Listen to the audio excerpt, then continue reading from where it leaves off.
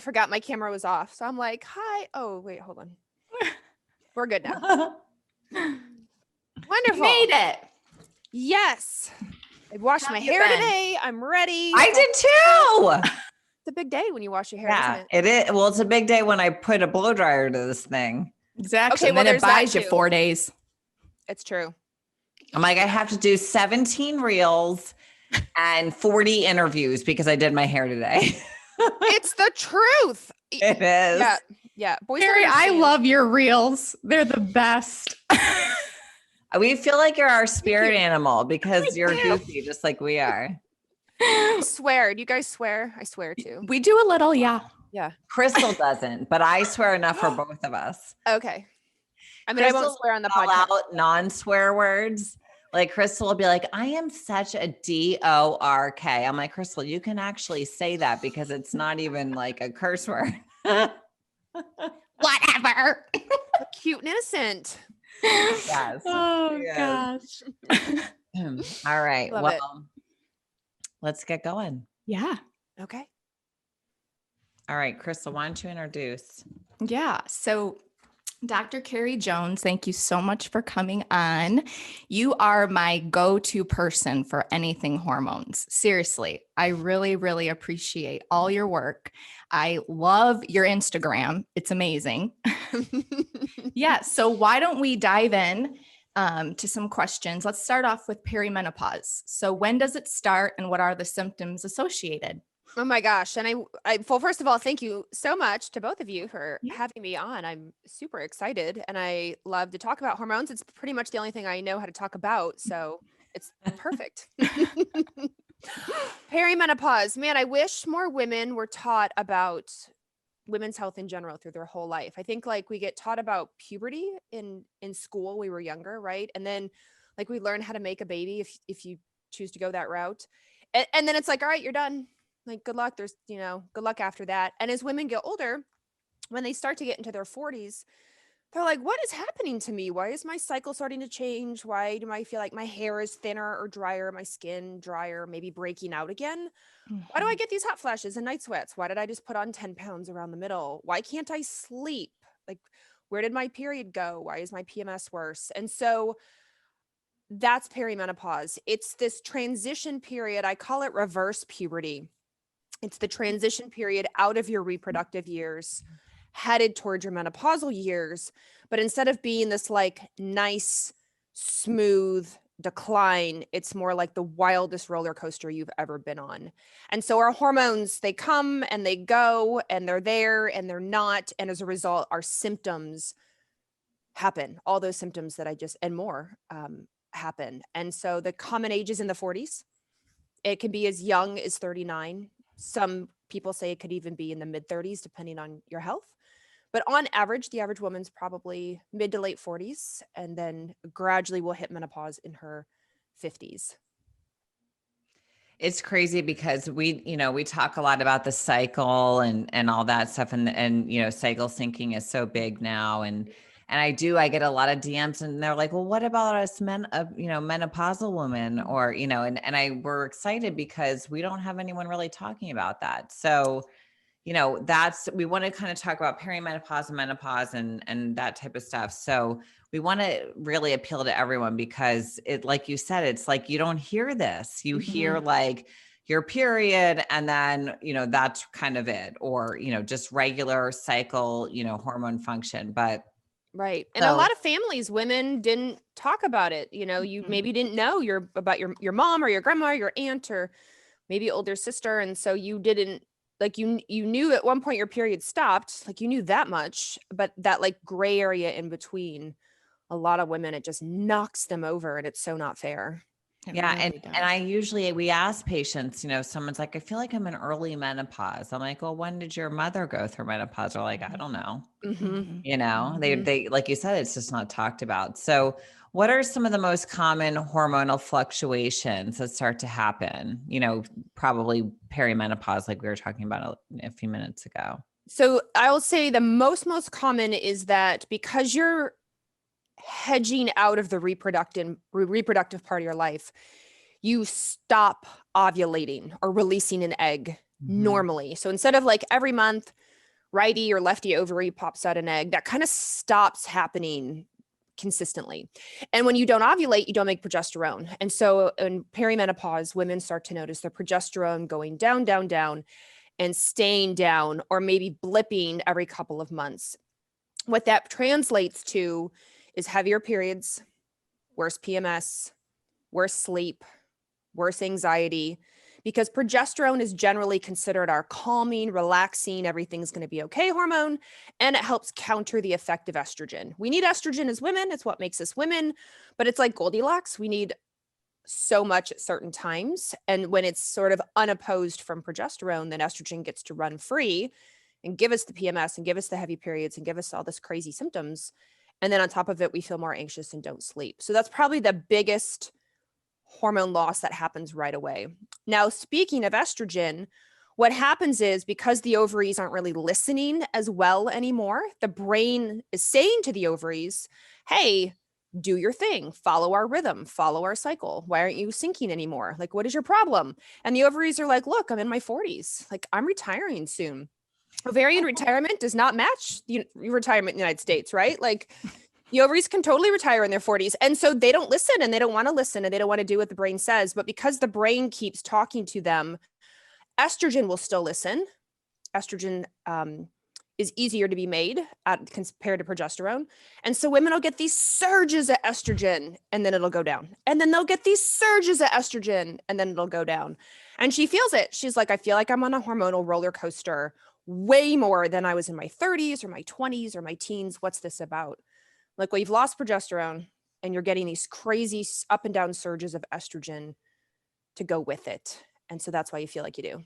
Yeah. And it's, I work with a lot of histamine intolerant patients and estrogen is such a big driver of histamine. And they're like, why am I getting these migraines or why am I getting, all these histamine symptoms? I'm like, this is that estrogen surge. Yeah. I actually just got that question today on Instagram. A woman said, why do I have such bad allergies leading up to my period? And I'm like, because your estrogen is probably higher than it should be, number one, and higher than your progesterone, number two. And that estrogen, just like you said, has a direct impact on histamine and poof, your allergies are worse. Yep. Migraines, all that. Yeah. So what are some of your favorite therapeutics from a functional medicine perspective for women transitioning from perimenopause to menopause? So honestly, what I tell women is that all the things you used to get away with when you were younger, your 20s and 30s, unfortunately, I'm so sorry, you can't get away with those anymore because your body is completely shifting. Again, it's like reverse puberty. So what used to work is not going to work anymore. And so taking care of yourself is the absolute number one priority. And most women in their 40s are usually at the height of their career, right? Their kids are in a transitional state. Maybe they're going into high school or going into college, or they had a baby in their late 30s, early 40s. And so they're in the toddler years, which is quite stressful. And then their parents are getting older. So women in their 40s and 50s are dealing with family dramas. It's a common, right?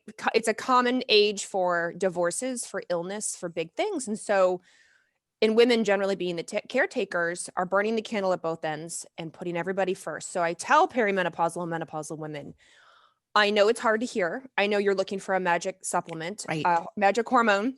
You have to put yourself first. You have to really dial in on how you eat and how you hydrate and how you sleep and how you exercise and saying no and setting boundaries and taking care of yourself. And I know it's not nearly as sexy as here, take this pill, but you have to lay that groundwork because you are literally becoming a whole new version of you.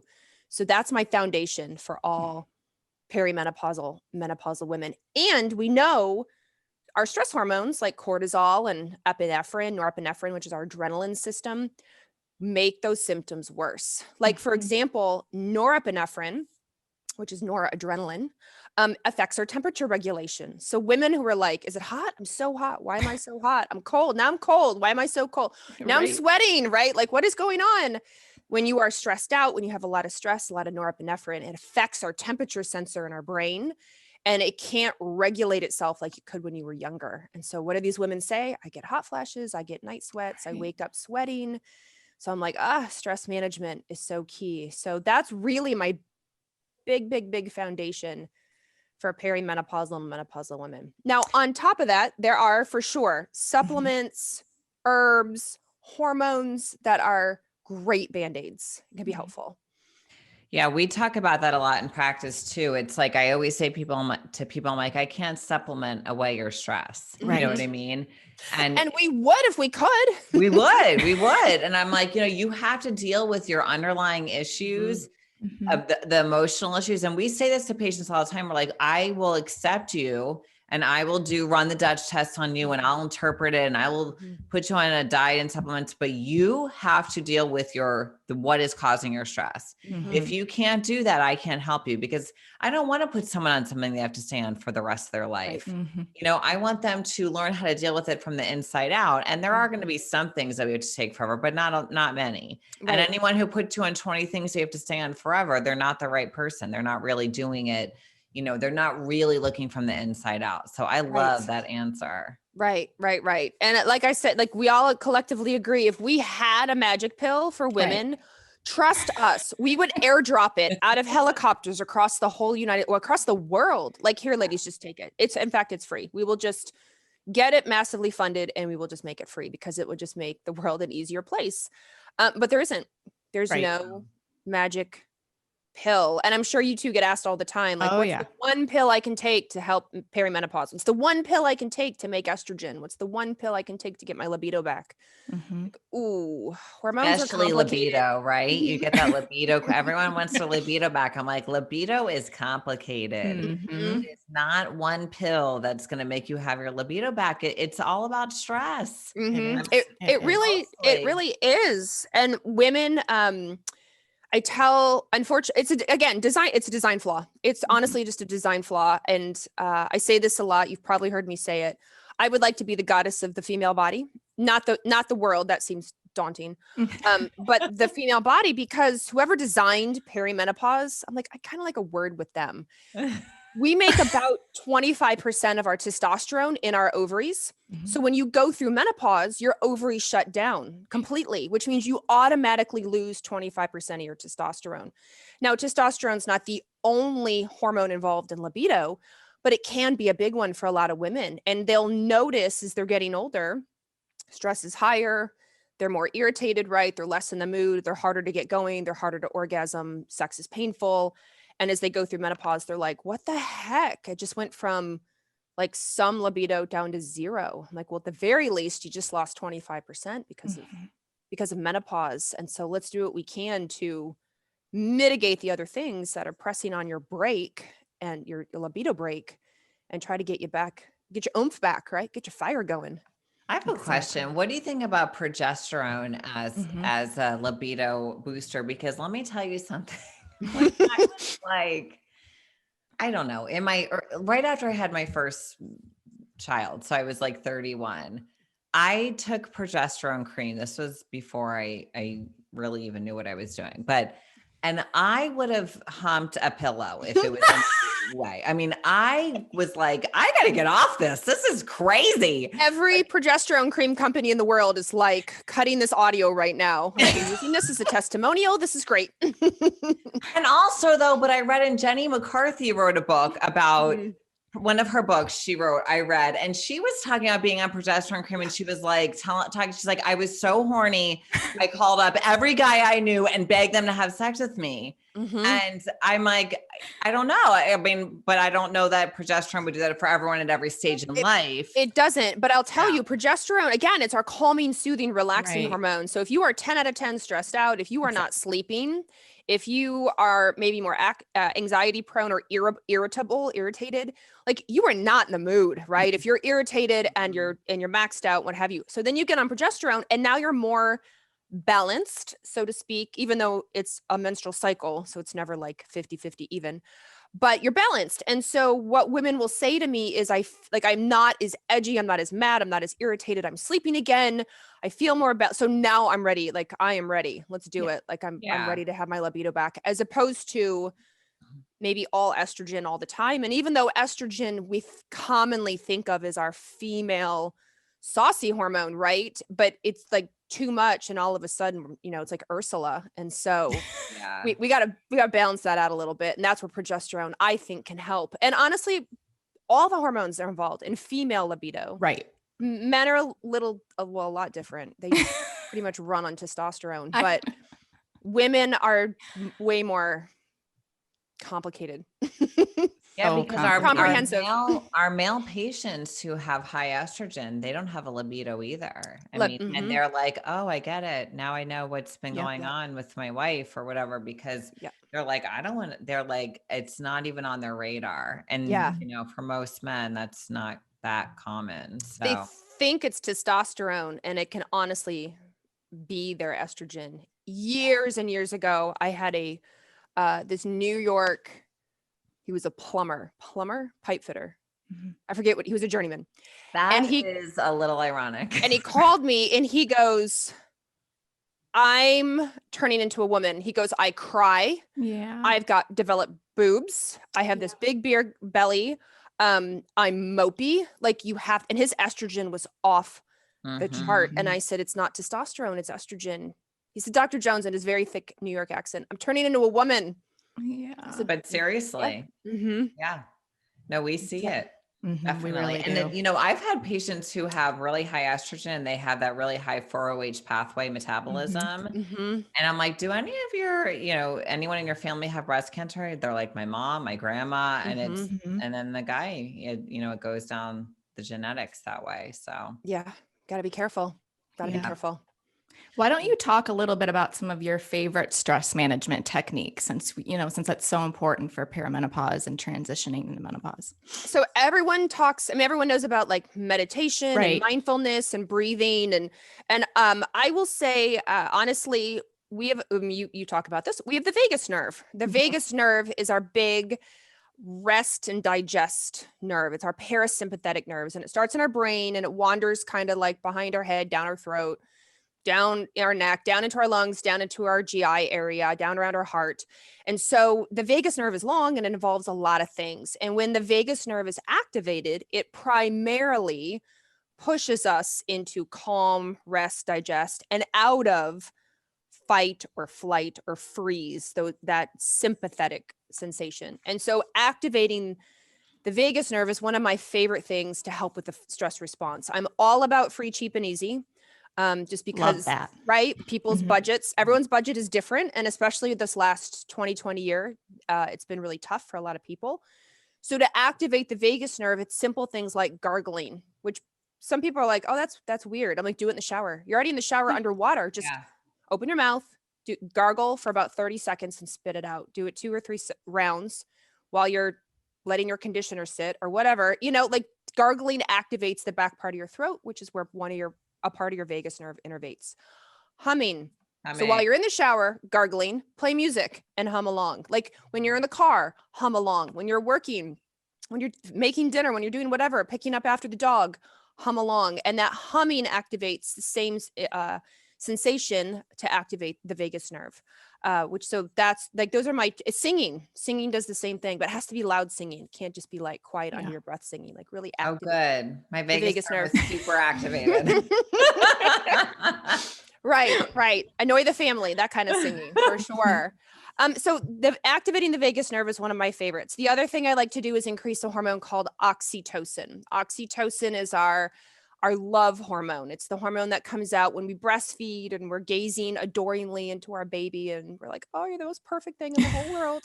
That's oxytocin. But oxytocin can also come out when you like hug people you love, right? Yes. And when you're in a social situation that you love, and when you're petting your dog or your cat and they're just like so happy and they're purring or they're staring back at you and you feel so much love, that's oxytocin.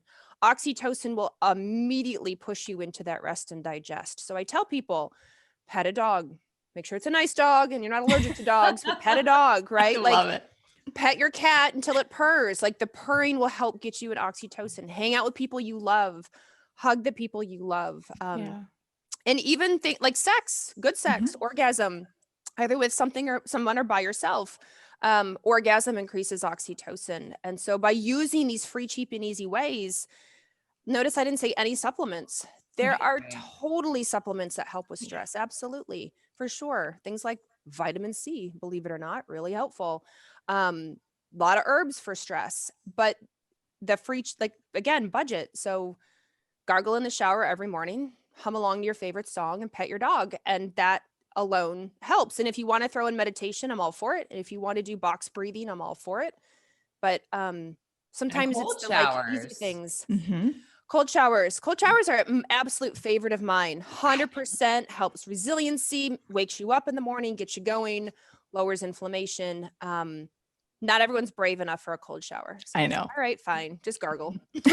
Throw it in at the end. That's what we do. Mhm. My boyfriend and I tend to shower together all the time. So we're like, okay, were you ready? Like, we're like, all right. And like we're like warm, and then we get into the cold and we're like, ah. Yeah. But we're like, I'm like, oh, I'm humming too. Mhm. Doing Right? both. Mhm. Kill two birds Yep. with one stone. Exactly. Exactly. So yeah, that's and again, it's not like sexy things, it's per se, but it's So effective. important. And if you do it consistently, it's so effective. The humming, especially if I'm back when we used to go places and like conferences and stuff, like if I was nervous, if I would start humming, well, and like immediately I could feel myself coming down. Just Yeah, it's true. stuff like that. I talked to Terry Walls kind of quite Mhm. a bit. And every time I get on with her, she hums and she's like, come on, Becky, let's hum. I love Do it for like 3 minutes. I'm like, oh, we're humming now. Mhm. And yoga, a lot of the om, right, and the Yeah. chanting, it's the similar idea. It's the similar idea to bring you down, put you in that more relaxed state. But like you can hum along to Mariah Carey too. Like you get the same effect. You don't have to Yeah. always Or ohm it, sing loud. right? Mm-hmm. Hmm. Yeah. May not sound like her, but so what? Nobody hears. Nobody does. Nobody It's so cares. It's so true though. The basic pillars of health, make sure you're getting good sleep, working on Mhm. your stress, eating right. It seems so simple, but it's true. Yeah, especially Mhm. like getting off your phone at night, right? Right. Easier said than done. And Mhm. I have had so much feedback on social media who are like, I set an alarm, Right. I promise myself I'll be off by 8, and then it's 9:30 and I'm still on my phone or my tablet or whatever it is, computer. I'm like, yeah, I'm totally just as guilty. Mhm. Absolutely just as guilty. Oh, we all It's are. I mean, look at hard. our Instagrams and everything. Yeah. It's a Yeah. full-time job. It Right, Beck? 100% is. Yeah. Mhm. And so then, but that just all that white light, blue light emanating off your screen is affecting our cortisol rhythm. Right. And when we have a messed up rhythm, it messes up all of our rhythms, our hunger rhythm, our digestive rhythm, our heart rhythm, our menstrual rhythm. And Right. so when everything else is out of rhythm, I'm like, you got to go back to the main rhythm, which is you go down at night and get up in the morning. That's our Yeah. main master rhythm. Start there. How's your sleep? What time do you go to bed? What do you do before bed? What do you do in the morning when you get up? And it's amazing what people tell you. Usually the last thing they do before bed is put their phone down, and the first thing they do is pick it up. It's so true. I Yeah. can't do that. Mm-mm. It messes me up bad. I put Mhm. my phone down at like 7. I will not look You're at good. it again. Yeah. I don't. And that's why, like anyone who's listening, if I don't answer Instagram, that's why, because I'm like, my brain is my priority, Mhm. no offense, but I put out all this free information, which we all do. We work really hard, Yeah, and I'm not really going to hard. answer every question that someone Yeah. puts on that thing because I care about my health more. Right. Mhm. So, I mean, and then I don't look at my phone for at least 2 hours until after I get up, because Mhm. if I do it, it just messes me up. And it sucks you in. All of It a does. sudden, you're like, oh, I'll just check real quick. 5 Yeah. minutes, 5 minutes. And then 50 minutes later, you're like, dang it, I'm still here. God forbid you watch TikTok. Right. Or get sucked into Reels. people's stories and you just go from Yeah. story to story. And all of a sudden, Yeah. you're like, what am I doing? True Yeah. story. It's so true. True I story. know. Mhm. Can Let's you talk about a little the- bit of, oh, go ahead, Beck. I Sorry. was just going to say, let's talk a little bit about the mitochondria, because I Yeah. know you've been Oh, talking about that yes. lately, and the mitochondria is so important. So Mhm. some people don't even know what a mitochondria is. So maybe I know. start with that. Yeah. So we all learned in school, hopefully you remember this, there are cellular powerhouses. And we learned that there are cellular powerhouses in our cells because they make something called ATP, which is energy. That's what sort of literally powers, like our gas. It like powers along everything that happens in our body. And Mitochondria are organelles, and the idea is that they're very, very, very, very, very, very, very, very, very old bacteria that have sort of symbiotically made friends with our body, and now they're in all of our cells, and they help us with our energy. But mitochondria also where we make most of our hormones right inside there. So if you want to make a testosterone, if you want to make a cortisol, if you want to make an estrogen, then the whole process starts in the mitochondria. So if you are struggling with hormone production, then it's a good chance that you also have mitochondrial issues. And we want to make your mitochondria as strong and resilient and as robust as possible. Same for energy. If you feel like you're just like dragging all the time and low energy and you don't feel very powered up, then it's quite possible you're experiencing some mitochondrial dysfunction in the process. And what's so cool about our mitochondria is that they, in order to make a hormone, in order to make energy, in order to do all this stuff, it's a mildly inflammatory process, which means in the process of making, let's say, cortisol, you actually put out these things called free radicals, and free radicals can be damaging to the mitochondria. They're like little fires that happen all the time. And your body's really smart. It puts fire trucks right there in the mitochondria. So you make a cortisol, you have a tiny little fire, the fire truck comes over and goes, no problem, puts the fire out so you don't damage your mitochondria. If you've run out of fire trucks though, or you have too many little fires happening, then that's when you get that mitochondrial damage, and it can affect, again, hormone production, energy, what have you. And so I am a big fan of going right down into the cellular organelle and supporting those mitochondria, because they really are doing the heavy lifting. How are you supporting that? Yeah. So our mitochondria are pretty cool. They can fix themselves. And one of the ways that they can fix themselves is if I'm a mitochondria and I like my right arm is not working at all, my mitochondria could either just remove the right arm and be like, you go away. You're broken, like just go get dealt with. But now I'm a mitochondria with no right arm. So I can get rid of the toxic part, but I'm now a mitochondria with no right arm. Now, let's say I come along and I see Krystal, and Krystal has no left arm, or no right arm, or no left arm, but she has a right arm. She's my mirror, right? I can go, oh, Krystal, I don't have a right arm and you don't have a left arm. Let's merge together. We will be a big, gigantic Carrie Krystal, but we will have a functioning right and left arm.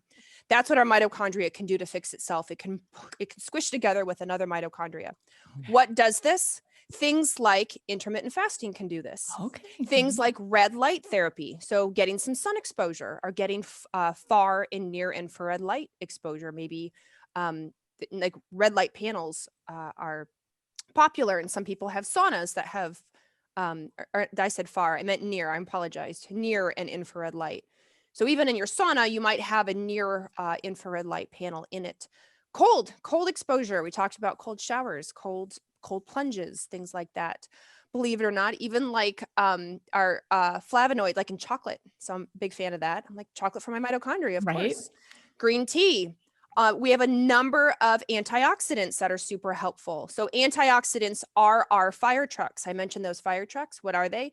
They're antioxidants. They swoop in and put the fire out. So think of your vitamin C, your vitamin E, your manganese, your green tea, your astaxanthin, like all of these, all the colorful things, all the things that make our fruits and vegetables colorful, that can be really, really helpful. Glutathione and acetylcysteine.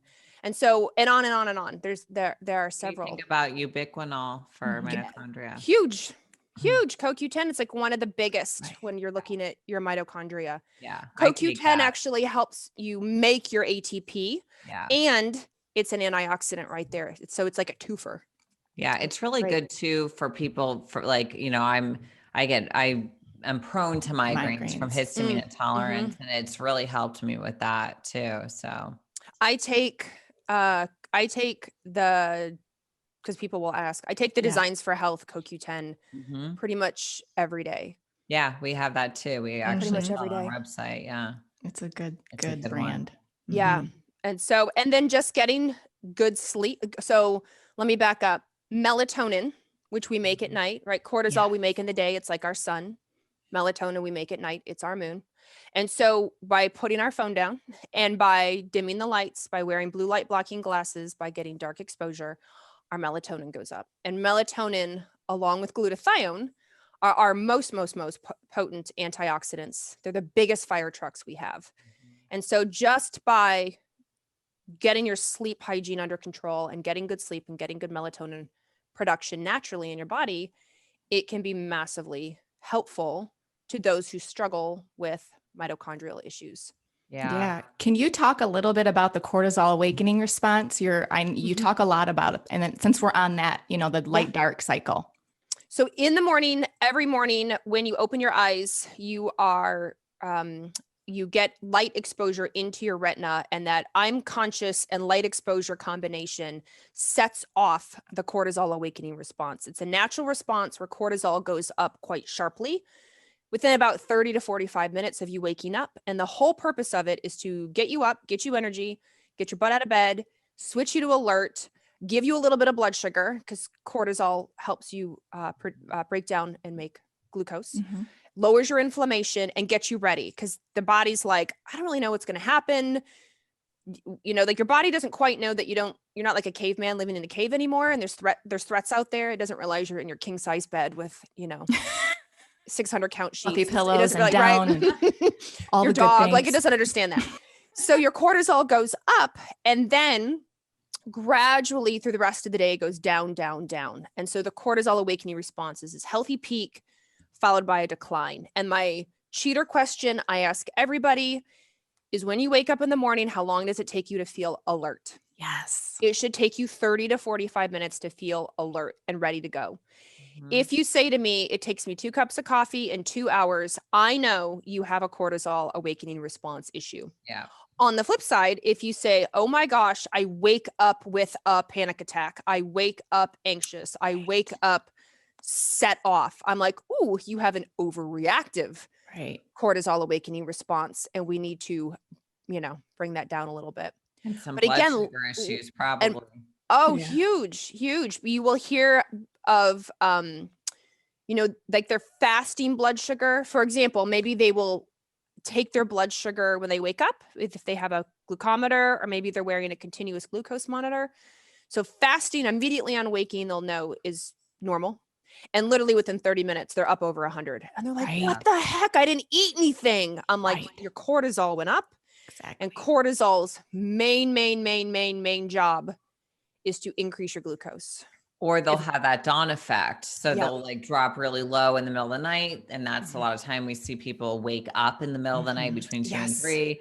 And then they wake up, again later, and it's at high blood sugar. So we have people eat protein before bed who have that issue, and then they sleep through the night. Yep. And you can see it if they have a continuous glucose monitor. You can see them have the wild swings. And then they'll switch and have protein before bed, or they'll cut out alcohol. And all of a sudden their swings aren't crazy anymore. Yeah, I think that people don't realize alcohol is a stimulant. Like everyone's like, oh, it makes me tired. Like they'll drink wine before bed. I'm like, it's a stimulant. It puts you to sleep, and then it wakes your ass up, and you're up for hours. It's and true. if you cut out that nighttime wine, that won't happen. It's true. It affects everything. Your detox, it affects your hormones, it affects your blood sugar, everything. And plus it's full of sugar usually. Anyway. A lot of time, right? And chemicals. A lot of wine we know is sprayed, right? The grapes are heavily sprayed. So you have to be very careful. That's true. I know. It's so unfortunate. All the fun things, right? I know. We do dry farm wines. I like dry farm wines. I do the white. I don't typically do it before bed because it does regardless. It's alcohol in general is a stimulant. But if I'm going to do wine, that's what I'll do. Well, let's do some rapid fire questions, because let me tell you, I have posted on my Instagram many times asking for questions. I got probably 100 questions posted for you. I'm not people love you, Carrie. I'm telling you, you're a big deal around here. Like, scrolling. I'm like, holy crap. How do we pick a couple of these? I love it. That's amazing. It is awesome. So let me see if I can pronounce. It's always hard. Please don't take this personally, anyone, if I can't pronounce her Instagram name right, because it's never like a real name, or, So it's Christina Sangara. All right. I'm going to go with that. Okay. So this is what her question was. I heard that 1 month of a saliva hormone testing is more accurate than 1 day with the Dutch test. Is this true? So we do 1 month as well. So you can do either. And I'm assuming they mean They hormone 1 mean- month as opposed to cortisol 1 month, because there isn't a 1 month cortisol. Okay. So so the month long is where you collect almost every single day of your cycle, and you get the broad macroscopic view of your cycle as opposed to 1 day. Right. If I have the option, if you are a cycling female and it fits in your budget, I would prefer the month long, of which the Dutch has it as well. And so the reason for that is 1 day gives me the information about that 1 day, and that's it. But let's say you have problems at ovulation, you get migraines at ovulation, or you don't know if you ovulate, or you're not sure how strongly you ovulate or how big your progesterone rise gets. Then it's really nice to step back, see the forest through the trees, and go, oh, here's your whole month-long cycle mapped out for you. I can pinpoint what's going on with estrogen and progesterone and go from there. So I do like the month-long most of the time if it fits in your budget. And I we're don't like it talking- though. I don't use it for menopausal women, like you should be cycling. Right. And I don't use it for long-standing amenorrhea. So if you haven't had a period in 6 months, don't waste your money. I don't think talk to your practitioner. Because your hormones are going to be low. You have amenorrhea. Don't use it if you're on the birth control pill. The birth control pill is taken over. You don't need to see your month long on the birth control pill. We already know that answer. So there are caveats. But the month long is great. So this, Krystal, I'm just going to skip you for 1 sec because it kind of leads into this next question. And this is something that so many patients of ours have, and they're shocked. Like I'm talking 20-year-olds, right? Come to us and they are bottomed out on their hormones and they're on the birth control pill.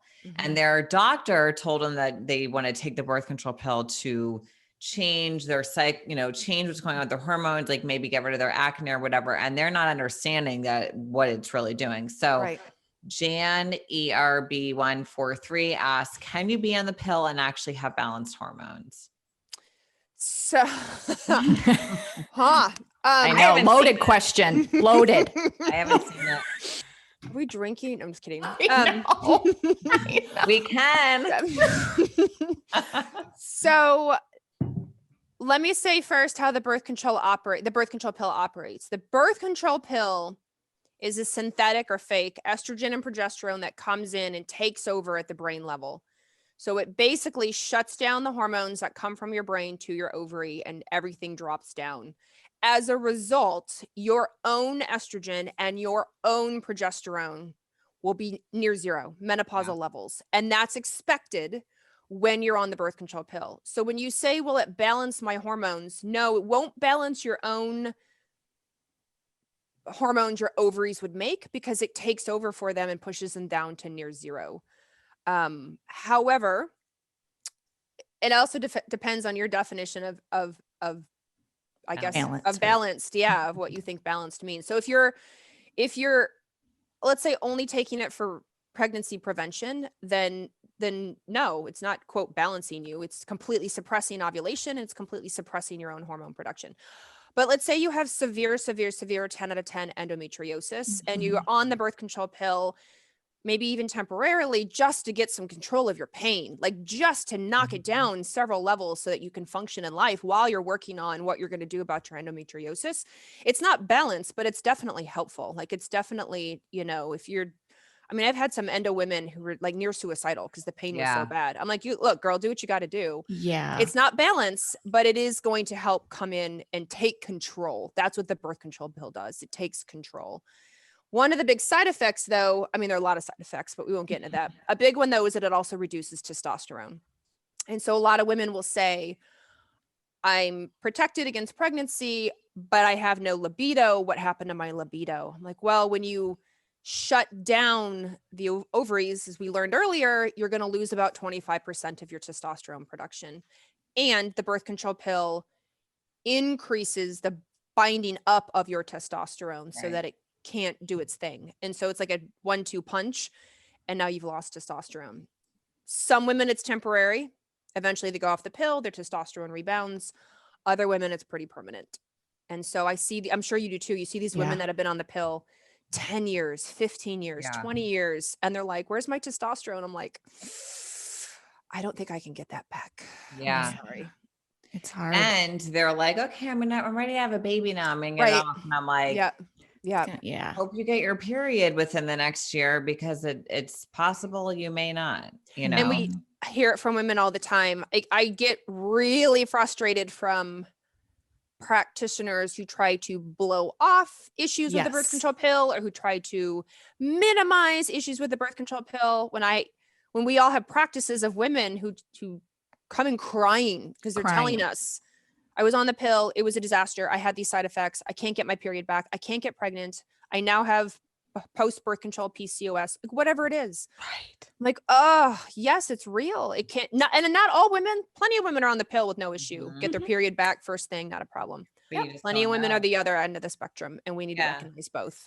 That's the thing. You don't know if you're going to be the one or which one you're going to be. And that's the problem. So, we never talk about don't do this, we try not to do that, but we want to educate you also. And unfortunately, people who are putting people on birth control are not properly educating them. And that is the biggest issue that I have. They're not warning them about what their future could look like. And I agree 100%.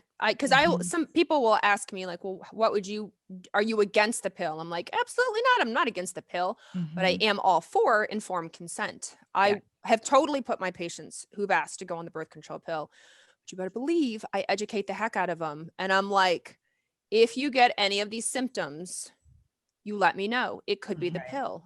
Even weird stuff. If you start to develop gut symptoms, let me know, right? Like just things we don't think about, like, oh, how would the birth control pill affect my gut, blood sugar, what have you, hair loss? I'm like, And plus a doctor like you is also going to be working on other things to support what's going on.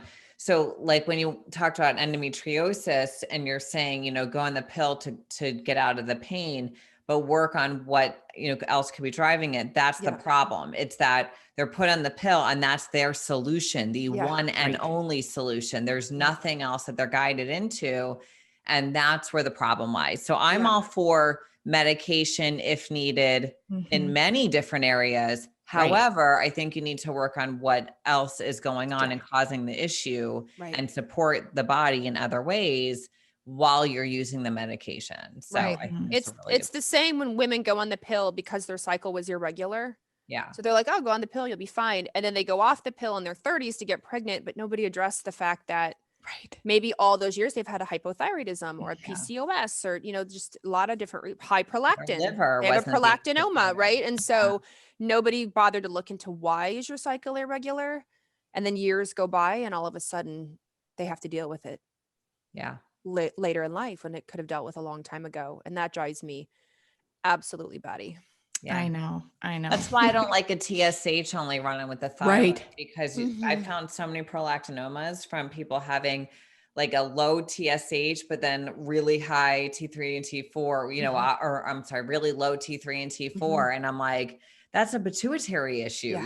This isn't normal. And then we'll go run an MRI and they have something going on with prolactinoma. And I'm like, so many people are missing this. Yeah. This is why you don't get your period. This is why you can't get pregnant, Yeah. I think it's more common than people think. And men can also develop prolactinomas. Yeah. It's often only funneled as a woman, quote, female problem. And I have absolutely had men who have had all sorts of testosterone issues, all sorts of hormone issues, fertility issues. Check their prolactin, it's high. Turns out they had a prolactinoma. Always. Yeah. I've found it so many times. It's crazy how common it can be. Well, here's another question from L. Gladstone. Using bioidentical progesterone to balance out estrogen dominance, any downside? Yeah. I mean, it's still a hormone, so you have to be careful. Hormones are hormones. And even though, some progesterone is over the counter, like topical is commonly over the counter. Just be careful. Don't be just slathering it on and don't assume more is better because it's still a hormone at the end of the day. So common side effects of progesterone, if you're going to have them, it can actually worsen water retention. And so even though progesterone can help water retention to a point, it can actually then worsen it again. It can cause acne. It can worsen headaches in headache prone people. And so there are oncology friends of mine who are still very careful just because of PR positive breast cancer. And so they're still like hesitant around just freely giving progesterone because of their oncology experience. And so I tell women, don't just run out to the store and buy it. Like, 1, get testing. 2, work with a practitioner. 3, consider some sort of imaging. I'm not saying you have to get mammogram, but there's other options: ultrasound, thermography, MRI. Yeah. So like work with somebody who's going to do their due diligence. So I love progesterone, but I am trained in how to manage it and prescribe it. It's also for can sure. cause a lot of constipation in some people too. Yeah. That I forgot. Yeah. Yeah. Mhm. Yeah. Which is no fun. No. Oh, That's enough to make you constipation. cranky and have no libido. Oh, too That's the funny. truth. Yeah. Well, we've loved having you, Carrie. Yes. Chris and I just adore you, and we talk about you all the time. And we We watch do. your Aw, reels and we I laugh love it. and all that. So we've been dying to have you on. So thank you so much for coming on. And why don't you tell everyone where they can find you? I hang out on Instagram, probably later in the night than I should. I am at dr.carriejones. So that's where I'm all about education, as you can probably imagine, and just like the two of you. And you can go on there and watch me in my shower cap and my Instagram reels, glasses. talking at my glasses. I know, which are right here, and follow along and learn. I love it. Thank you so much. And Thank for you too so much. listen, for practitioners, Carrie does a lot of great stuff on Yes. precision analytic. You know, she Yeah. has great For the stuff Dutch. that we've both learned from. So Oh, it's been so helpful. I can't tell you how many times I've used the clawfoot sink analogy and the drain, and I Mhm. love it. You're just amazing. So Aw, I thank appreciate you. you. Yes. Thank you. I'm putting my own results up soon. I do my own, perks of the job. I get free tests. And so yeah. I did my test in March because I was probably at max burnout, March of 2021. This March. And I thought, I'm just going to go ahead and so I'll be posting those this week. because Awesome. that's People great. need to see, right? People need great. to see, even medical Yeah. directors of hormone It's labs. real life. burn out. Exactly. It's Yeah, real I life. do mine. I do my gut and my Dutch twice a year. Mhm. So Just to see. Thanks for everyone for listening. And guys, please leave a review. Definitely mention Dr. Carrie's episode if you love this episode. Reviews really help us to get other people to hear about this stuff and to help us get better guests on the show. So please leave a review. It takes 2 seconds. And we really appreciate all of you listening, and have a great day. Yes.